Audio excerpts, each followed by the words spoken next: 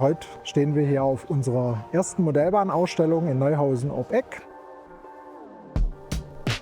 Zu sehen gibt es hier den Abschnitt Sterzingen von meinem Freund Kollegen Karl-Heinz. Das ist mein Anlagenteil. Das ist das fiktive Gammertingen. Auf dieser Ecke haben wir noch einen Steinbruch. Dann die Schwedenanlage jetzt vom Jannik kam auch noch neu dazu. Dann haben wir noch eine Gastanlage hinten von den Eisenbahnfreunden Kinzigtal. Wir haben auf der ganzen Anlage kleine Affen versteckt und bis jetzt konnte noch keiner alle finden. Also von dem her, die Challenge steht.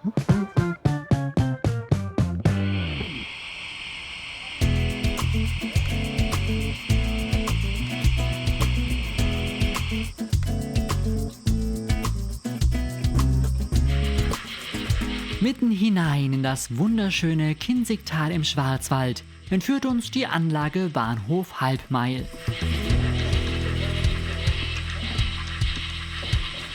Die Modulanlage der Modelleisenbahnfreunde Kinzigtal e.V. stellt einen Teil der Strecke der Kinzigtalbahn zwischen Wolfach und Schiltach dar.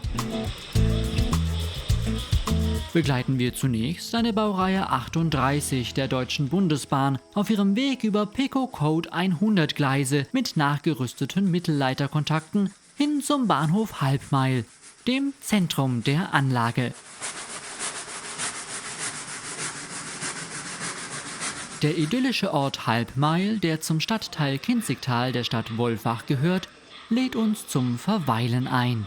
Und so genehmigen wir uns, während so manche Miniaturfiguren die Zeit in trauter Zweisamkeit genießen, einen Moment, bevor unser Zug weiterfährt und genießen die Nebenbahnromantik. We rise like tall buildings as the chemicals they take us higher. The night's young and it's just begun. She puts her hand in mine. We wanna chase the night, wanna dance to the light, pull the stars from the sky, just two hearts running wild.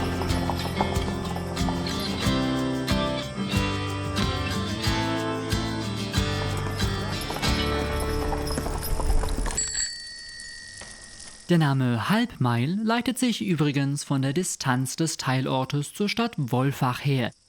Es liegt nämlich ziemlich genau eine halbe deutsche Meile, das entspricht etwa 3700 Metern, zwischen der Stadt Wolfach und Halbmail. Wie Sie vielleicht schon an den Pferdegespannen und dem Fahrmaterial auf den Gleisen erkannt haben, bildet die Modellbahnanlage den Bahnhof Halbmail in der Epoche 3 bzw. 4 ab. Das ist vermutlich eine deutlich spannendere Wahl als die aktuelle Epoche. Schließlich ist der Bahnhof Halbmail heute lediglich ein Haltepunkt, der im Stundentakt von der Regionalbahn 20 zwischen Offenburg und Freudenstadt bedient wird.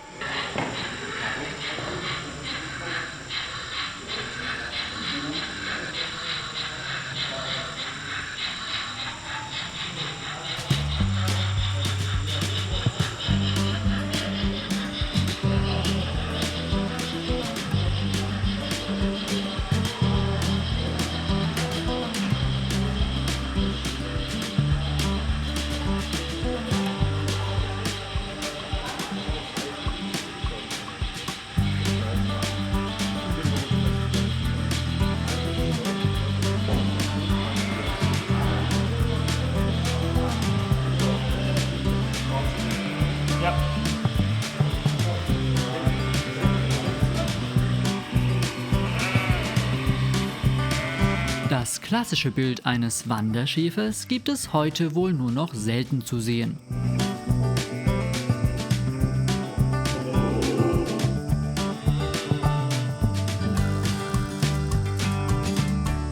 Andere Bilder bzw. Aktivitäten sind dagegen wohl deutlich zeitloser.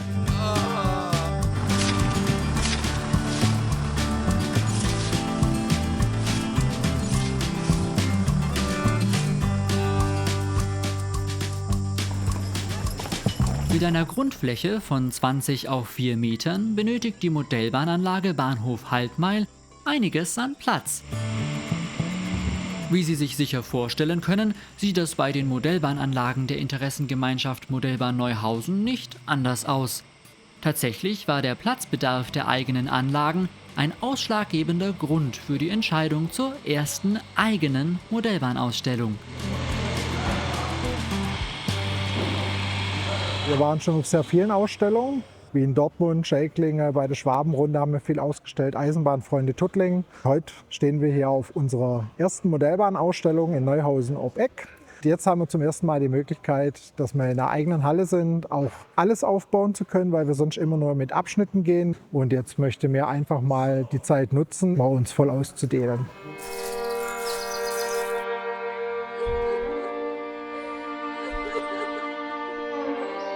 Das Leben bzw. der Anfang von etwas Neuem ist unwiderruflich auch mit dem Ende bzw. dem Tod verknüpft. Und so beginnen wir unsere Tour über die Modulanlage der Interessengemeinschaft Modellbahn Neuhausen auf deren erster Ausstellung mitten in einem Friedhof. Aber keine Sorge, dies wird kein trauriger Videoabschnitt und wir werden uns auch nicht lange mit den Toten beschäftigen. Vielmehr ist das mein trauriger Versuch einer Überleitung hin zur Villa des Sensenmanns, wie ich sie hier einfach mal taufen möchte.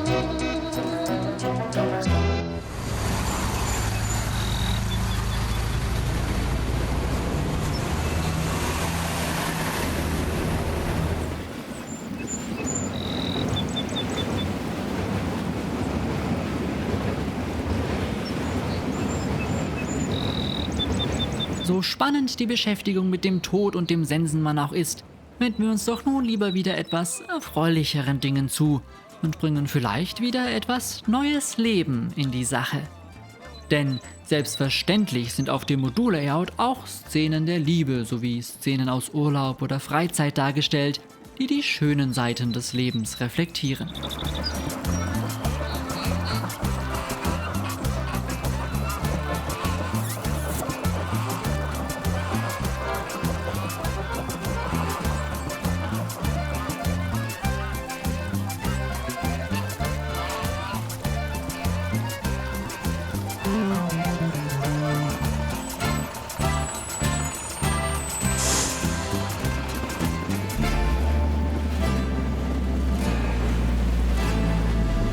Während wir nun die wunderschöne Baureihe E194 auf ihrem Weg über das Modullayout der Interessengemeinschaft Modellbahn Neuhausen ob Eck e.V. begleiten, ist es vielleicht ein guter Zeitpunkt, mal darüber zu sprechen, welche Vorarbeit in diese erste eigene Ausstellung fließen musste. Als Veranstalter von so einer Modellbahnausstellung hast du gewisse Haftungsgründe, du hast gewisse Kosten, wo auf einen zukommen, wie Hallenkosten. Und Einnahmen generierst du ja natürlich auch durch die Besucher und als Interessengemeinschaft kannst du die so nicht versteuern oder nicht vereinnahmen, dann kriegst du mit dem Finanzamt Probleme logischerweise. Und wir haben dann auch natürlich die Möglichkeit dazu bekommen, die Halle zu mieten, zu bekommen von unserer Gemeinde. Und es setzt voraus, dass du ein eingetragener Verein bist. Also haben wir dann nach fast 20 Jahren IG gesagt, okay, wir gründen uns jetzt statt IG Moba Neuhausen, heißen wir jetzt Interessengemeinschaft Modellbahn Neuhausen ob Eck e.V.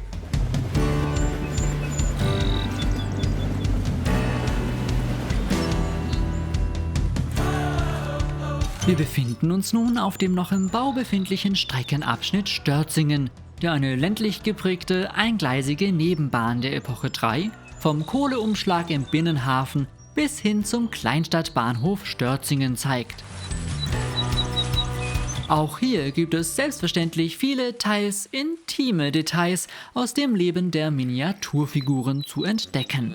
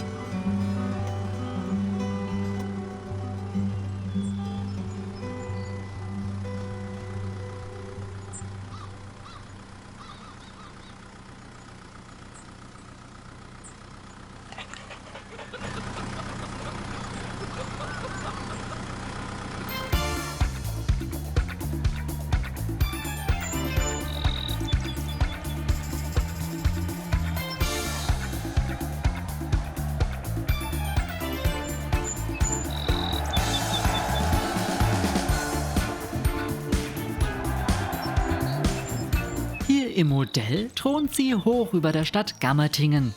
Im Original liegt sie inmitten der Stadt Tuttlingen, die Burgruine Hohenberg.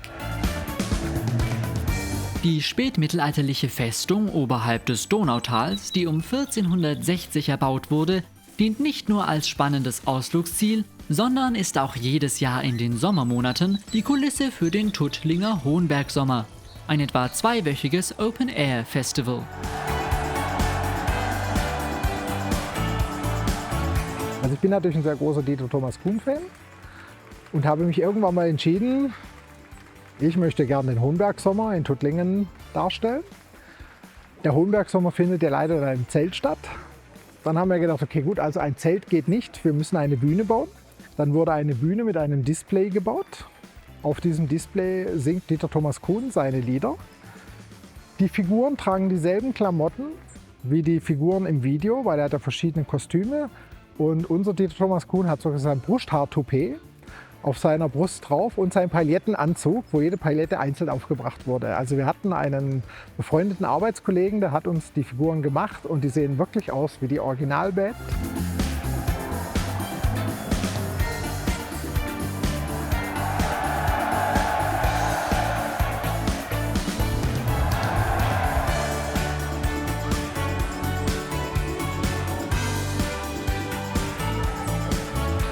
Und nachdem der Hohenberg dann fertig war, haben wir das Video dann zu Dieter Thomas Kuhn geschickt und haben gefragt, ob wir es überhaupt aufführen dürfen, uns Lizenz und alles geholt. Ne? Und dann wurde es von Dieter Thomas Kuhn autorisiert. Also wir dürfen es aufbauen, abspielen. Die Lieder, wo drauf sind, sind genehmigt. Er wäre auch gern zu uns gekommen, aber Corona kam uns leider dazwischen und dann konnten wir es nicht vereinbaren, das Treffen. Vielleicht kriegen wir es die nächsten 1-2 Jahre hin, dass Dieter Thomas uns mal besuchen kommt und dann sein Konzert offiziell dann nochmal eröffnet.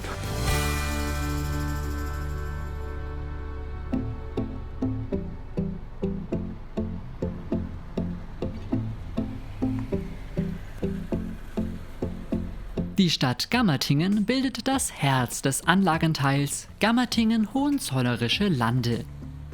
Nicht nur auf den Straßen pulsiert hier das Leben. Nein, auch in den Gebäuden können die MiniaturbewohnerInnen bei ihren Freizeitaktivitäten sowie ihrer Arbeit beobachtet werden. Schließlich ist nicht nur die Stadt mit dem Bahnhof, sondern auch ein kleines Industriegebiet mit Fabriken und Lagerhallen abgebildet.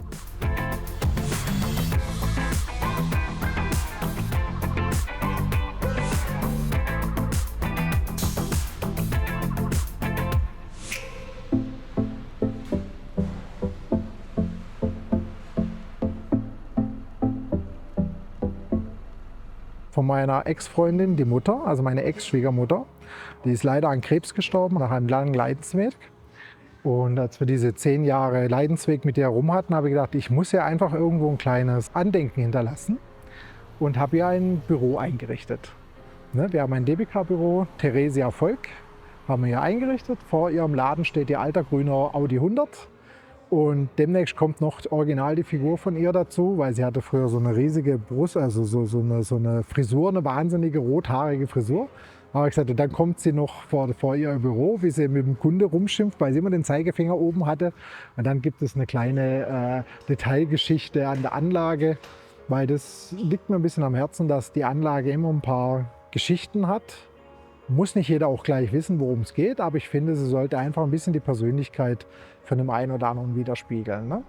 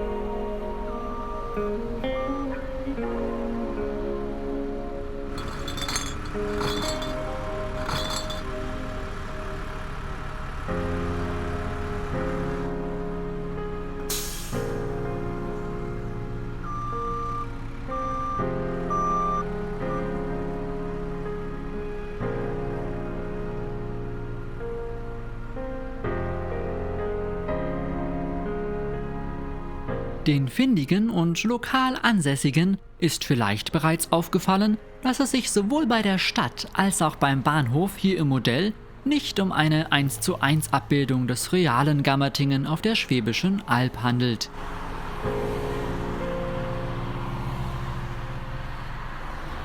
Es ist das fiktive Gammertingen, was bei Gelegenheit aber leider umbenannt werden muss, weil der Herr Kleiber, der Bruno, mein Kollege, hat auch den Abschnitt Gammertingen gebaut, aber den Originalabschnitt Gammertingen mit dem Originalbahnhof. Also muss ich meine Anlage leider umbenennen. Das Schöne an Bahnhöfen ist unter anderem, dass sich dort stets ein breiter Querschnitt der Gesellschaft sammelt. Zum Beispiel warten auch am Bahnhof Gammertingen Liebespaare, Punks, Lederhosenträger und Nonnen an einen Bahnsteig.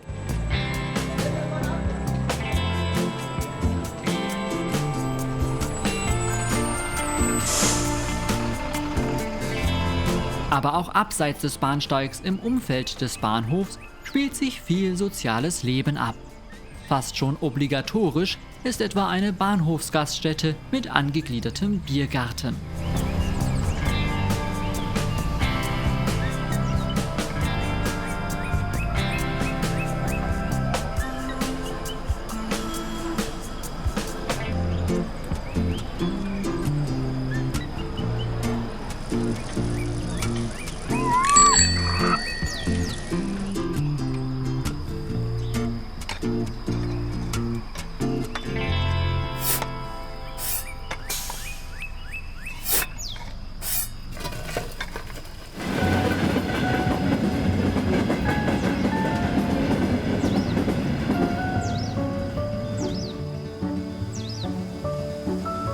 Majestätisch steht es da, das Schloss Gammertingen, das es in echt so leider nicht gibt. Im Modell jedoch laden die weitläufige Parklandschaft und prunkvollen Gebäude zum Erkunden ein.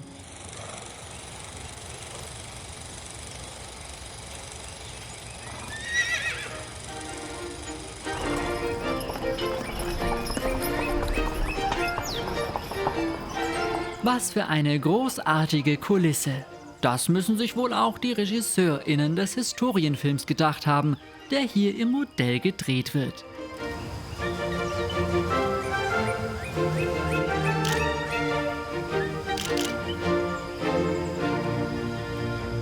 Die Darstellung im Modell bietet dabei spannende Einblicke hinter die Kulissen eines solchen Filmdrehs. Insbesondere der logistische Aufwand kommt hervorragend zur Geltung. Von Kostüm und Maske bis hin zur Verpflegung der Mitarbeitenden.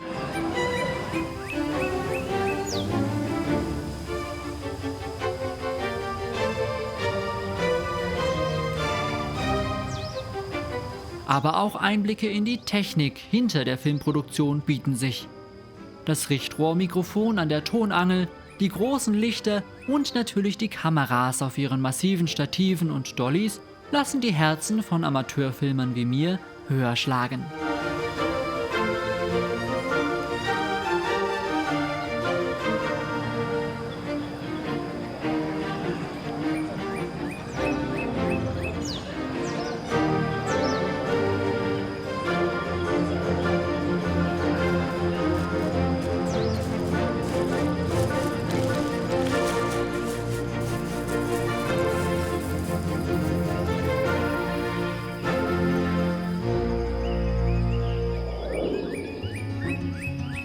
Natürlich gibt es auf dem Gelände des Schlosses noch viel mehr zu entdecken als nur den Filmdreh. Auch das Fernsehen und diverse Familien haben sich über die Grünfläche verteilt.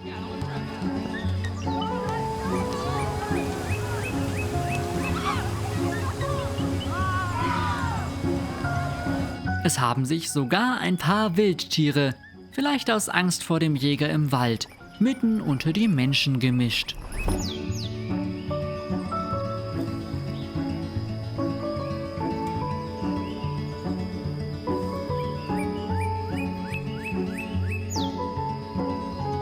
Der Friedrich der Große, könnte man da noch eine Geschichte erzählen, warum das Schloss da steht?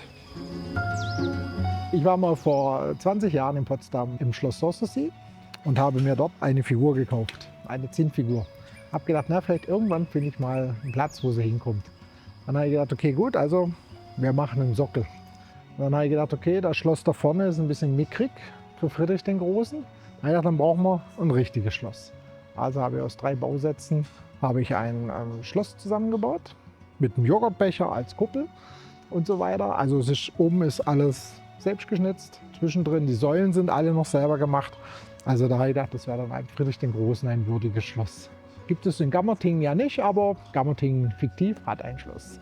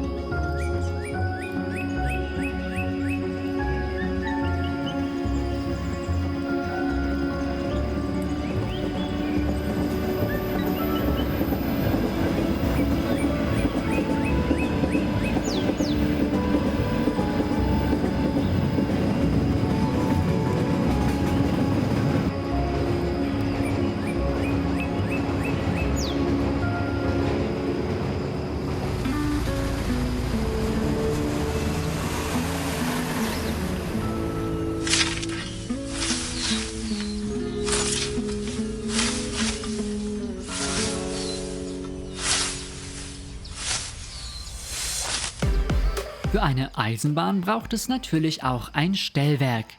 Hier im Modell übernehmen ein mechanisches und ein Drucktastenstellwerk das Schalten der Fahrwege. Gesteuert wird die Modelleisenbahn allerdings vom PC aus über die Software Train Controller. Schließlich wollen alle Fahrzeuge, zum Beispiel die hier in der Abstellung, vorbildgerecht bewegt werden.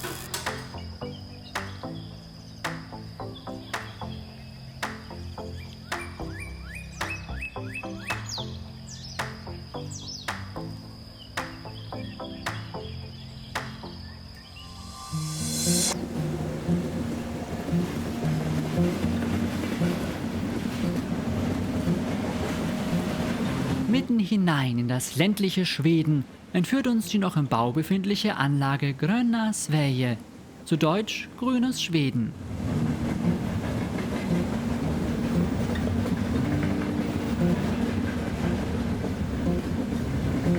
Die H0-Anlage der Interessengemeinschaft Modellbahn Neuhausen ob Eck e.V. umfasst ein breites Spektrum an Elementen, die die schwedische Landschaft widerspiegeln. Der realistische Landschaftsbau steht bei dieser Anlage klar im Vordergrund und so ist der dargestellte Landstrich geprägt von sanften Hügeln, Wäldern und malerischen Seen, die das Gelände durchziehen. Auf eindrucksvolle Weise schafft es die Modellbahn, das skandinavische Flair einzufangen.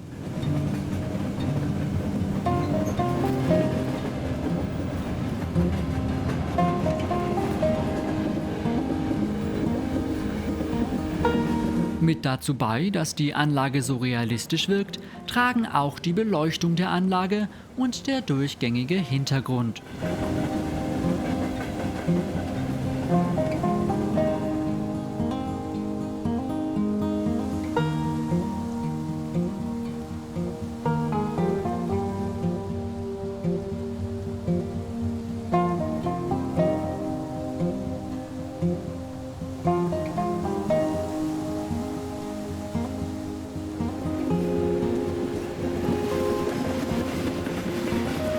Man beachte zum Beispiel hier die Spiegelung des Zuges im Wasser. Ohne eine entsprechende Beleuchtung und Umrahmung des Moduls würde eben diese vermutlich nicht so zur Geltung kommen.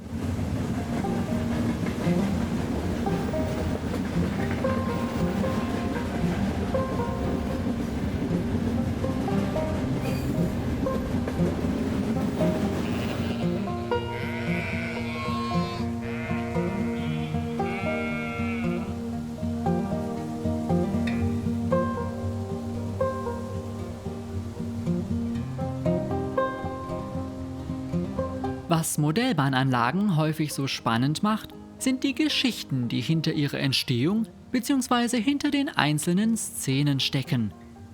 Leider sind eben diese oft nur schwer herauszufinden, doch wir wollen uns noch eine letzte Entstehungsgeschichte anhören.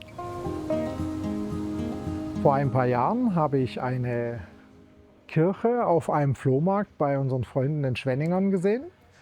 Diese Kirche stand unbeachtet im Regal zum Verkauf und wenn ich mich recht entsinne, waren es um die 5 Euro.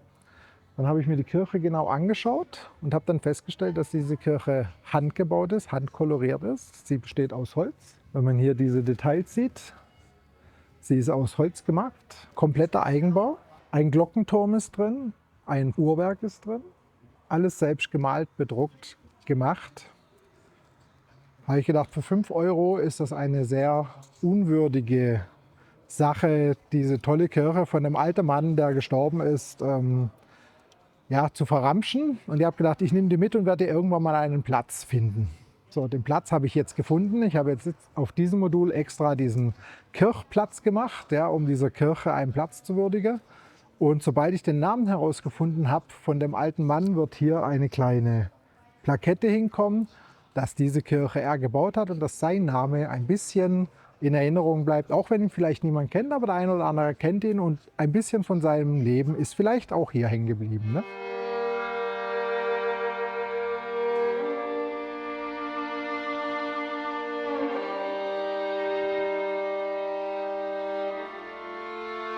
Leider wurden die Videoaufnahmen in diesem Video während des Aufbaus der Ausstellung getätigt. Daher sind hier auf dem Steinbruch nicht wie normalerweise ferngesteuerte Bagger und Baustellen-LKWs unterwegs. Die RC-Fahrzeuge in Aktion zu sehen, wäre allerdings sicherlich ein Anlass, die nächste Ausstellung der Interessengemeinschaft Modellbahn Neuhausen zu besuchen.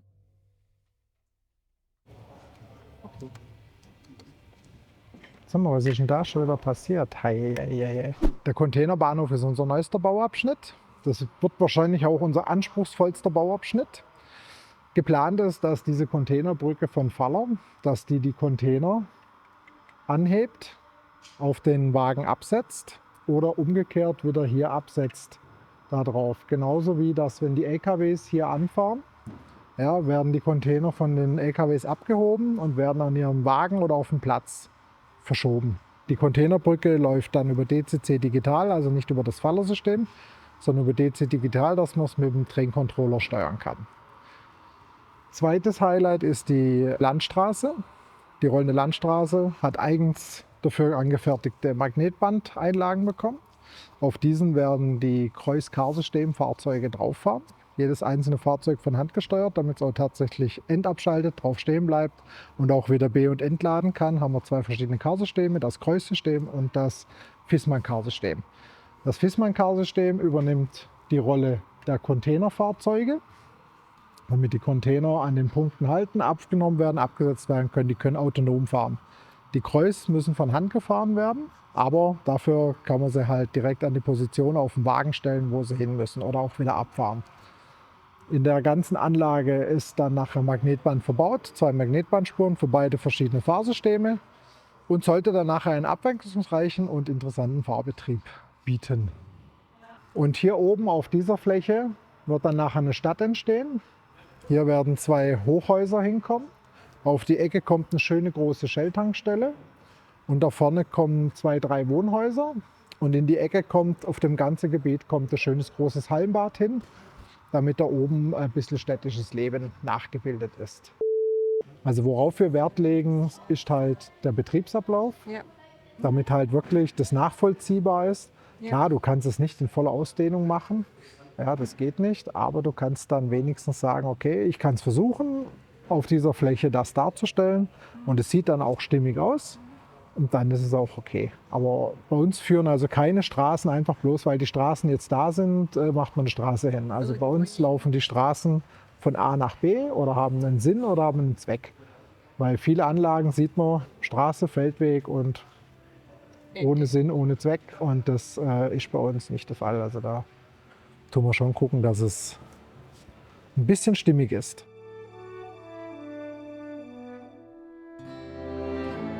Ich hoffe, euch hat der Rundgang gefallen und vielleicht wohnt ihr bei uns in der Gegend, kommt uns besuchen. Wir würden uns sehr freuen.